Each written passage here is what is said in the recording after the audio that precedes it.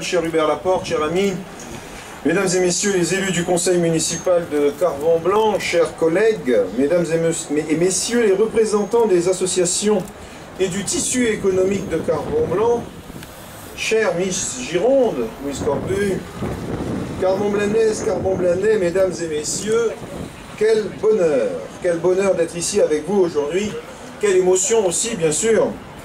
Cette joie que j'éprouve, cette émotion, quoique perturbée par une météo capricieuse, on dit souvent qu'à Carbon-Blanc, il y a un microclimat, Monsieur le Président. Donc, on arrive à mobiliser un minimum le soleil quand c'est nécessaire. Je sais que je ne suis pas le seul à éprouver cette émotion.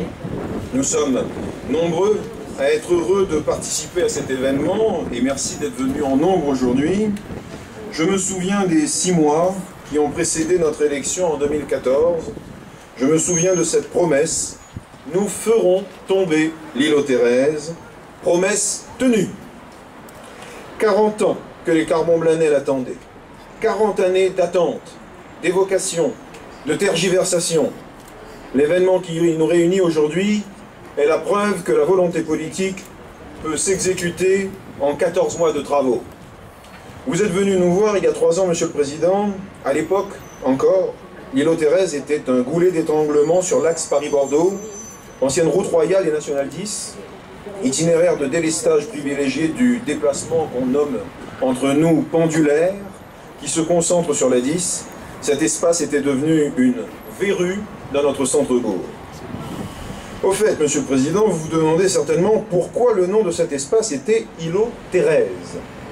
Thérèse fut l'épouse de Saint Paulin, évêque de Nol, né à Bordeaux au IVe siècle, qui eut pour maître Ozone.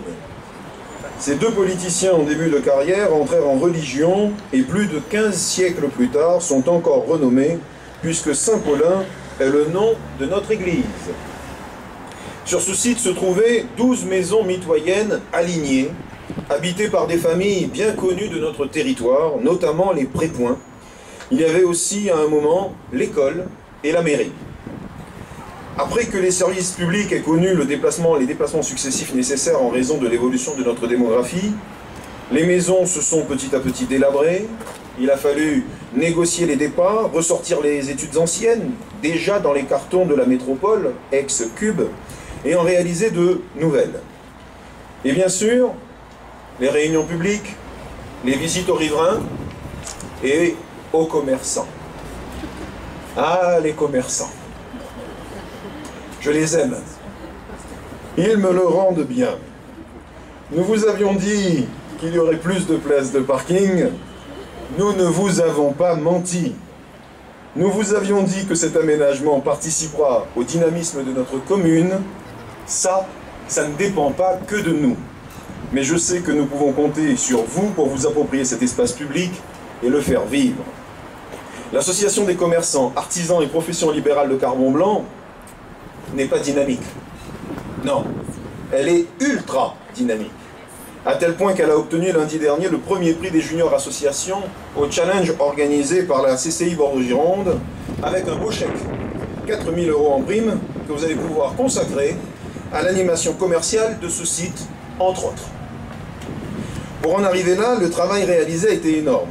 Mes chers concitoyens, nous devons mesurer notre chance. Cette chance indiscutable de pouvoir appartenir à Bordeaux Métropole.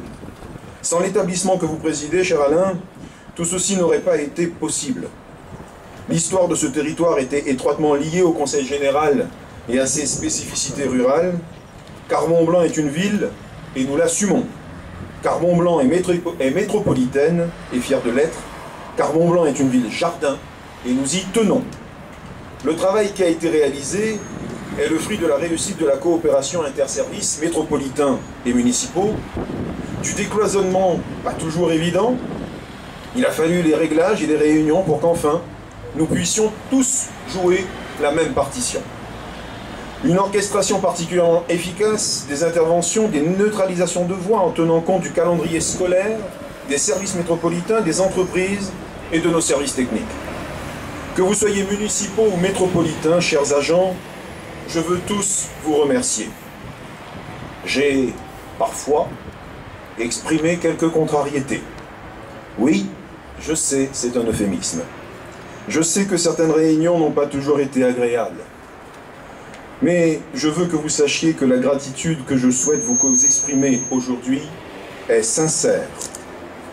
De Guy Darmusé à Catherine Guilbeault, en passant par Thibaut Ruffas, Stéphane Caillot, Bruno Munissens, Frédéric Sanz de Galdeano, Michel Dupéré, et je sais que j'en oublie beaucoup, je leur demande d'ailleurs de m'en excuser, et de ne pas pouvoir tous les citer, je saluerai dès lors Claire Leméraire, qui se chargera, j'en suis sûr, de communiquer ses remerciements à tous ceux qui le méritent.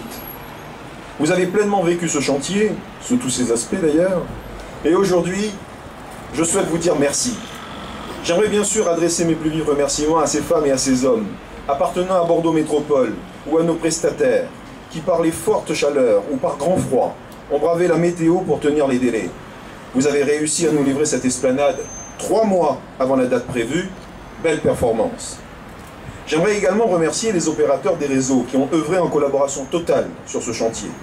Mention spéciale au SDEG, le syndicat départemental de l'énergie électrique de la Gironde, pour ceux qui ne connaissent pas, pour son accompagnement dans le choix de l'éclairage public qui met en valeur ce site dès la nuit tombée.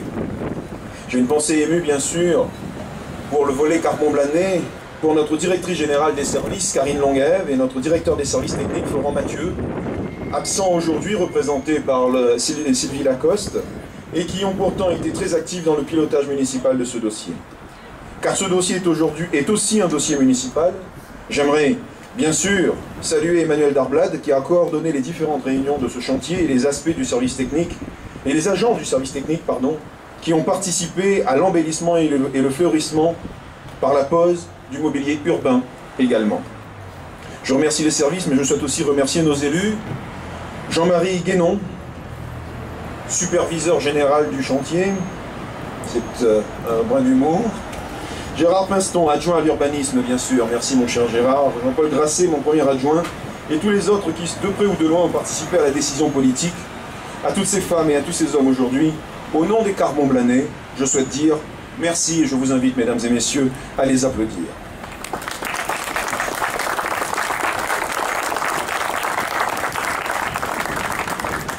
Grâce à vous tous, nous bénéficions aujourd'hui d'une esplanade, d'espace, de terrasses, des bancs bientôt à l'ombre, on espère que les arbres pousseront vite, une circulation limitée pour les riverains, mais aussi pour les riverains, de la lumière et une valorisation immobilière certaine.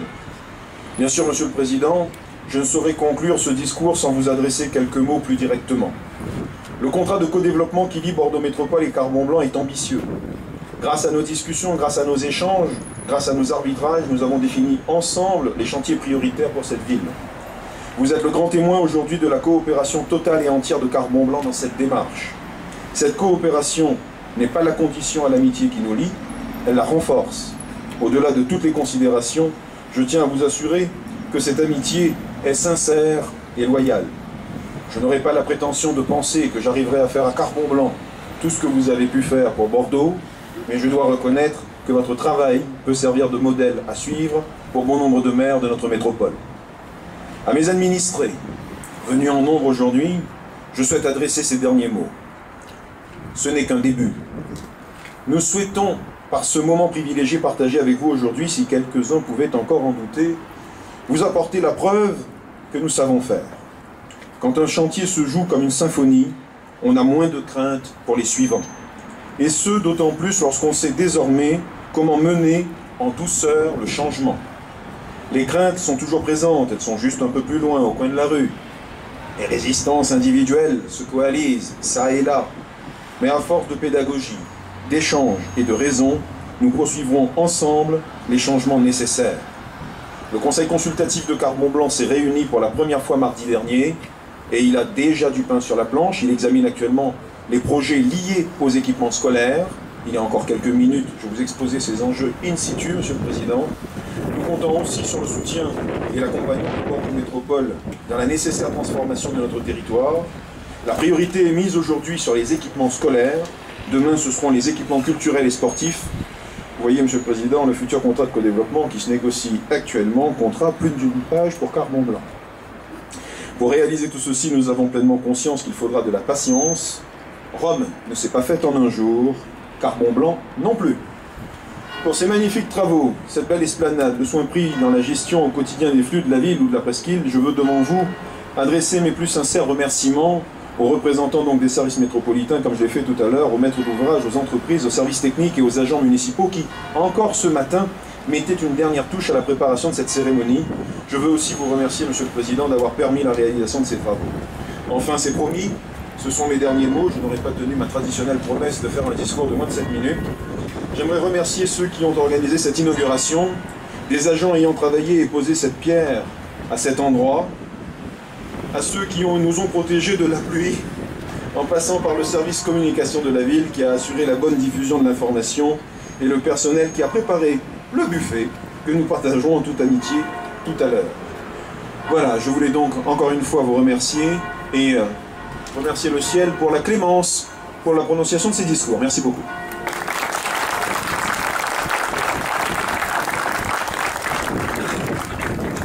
Monsieur le maire de Carbon-Blanc, cher Alain Turby, monsieur le conseiller départemental, chers amis de cette belle cité de Carbon-Blanc, quelle belle soirée. Le soleil est au rendez-vous.